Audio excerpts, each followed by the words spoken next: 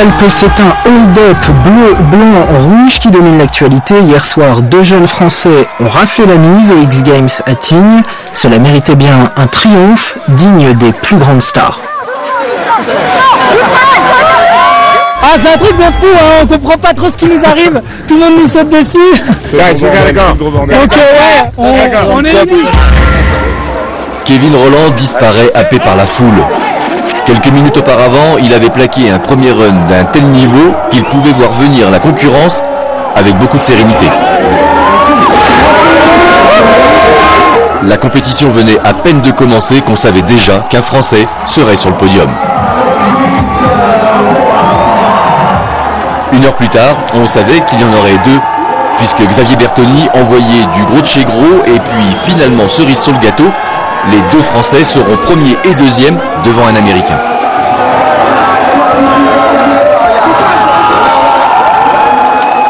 J'espère que ça va aller plus loin. Là, on a 2 éditions à venir, donc j'espère que ça plaît à tout le monde. Ça commence bien? Ouais, c'est super pour nous et j'espère que ça va continuer l'année prochaine. Merci. Ils avaient dit qu'ils seraient là présents pour cette première à Tignes et ils ont tenu parole. Kevin Rolland et Xavier Bertoni voulaient marquer ces X Games européens d'une pierre blanche. Ils ont réussi leur mission au-delà de toute espérance.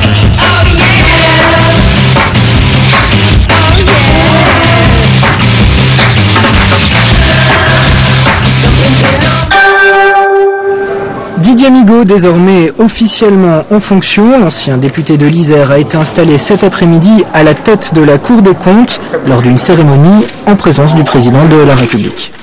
De garder le secret des délibérations et de vous comporter en tout.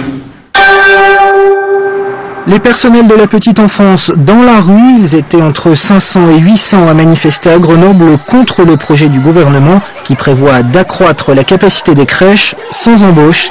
Chaque auxiliaire de crèche aurait par exemple la responsabilité de 8 bébés contre 5 actuellement. Mais imaginez, 8 bébés, toutes seules, donner les biberons, donner à manger à la cuillère, changer, coucher, relever, toute la journée. Bien sûr c'est possible, on va pouvoir le faire, mais à la chaîne et puis sans aucune qualité ni sécurité. Si on considère que c'est de la marchandise, ça peut faire de l'argent, mais on va mettre des enfants en danger. Des personnels des écoles maternelles étaient aussi en grève aujourd'hui. Leur inquiétude, c'est la création des jardins d'éveil à la place des petites sections de maternelle. Ce que nous propose le gouvernement, ça va être des haltes-garderies, des jardins d'éveil payants. Donc payants, ça sera vraiment pour les gens qui ont de l'argent. Hein. Ça va être encore de la discrimination vis-à-vis des parents, vis-à-vis des enfants.